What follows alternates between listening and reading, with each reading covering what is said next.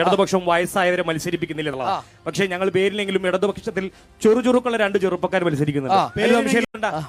അഷറഫ് അലിയെ പോലുള്ള ചെറുപ്പക്കാർ ലീഗിലില്ലേ? അവരെന്നും മത്സരിക്കും. അഷറഫ് അലിക്ക് വയസ്സായിട്ട് വേണോ ഇനി മത്സരിക്കാൻ? ഇങ്ങനെ പോയാൽ അഷറഫ് അലി അടക്കമുള്ള ആളുകൾക്ക് ദുആ ചെയ്യേണ്ടി വരും. ഇവിടെയുള്ള ലീഗിന്റെ സമുദ്ര നേതാവും കന്മാർ രാഷ്ട്രീയത്തിൽ നിന്നും പിൻവാങ്ങാൻ വേണ്ടി ദുആ എടുക്കേണ്ട അവസ്ഥയിലേക്ക് എത്തും എന്ന രീതിയിലേക്കാണ്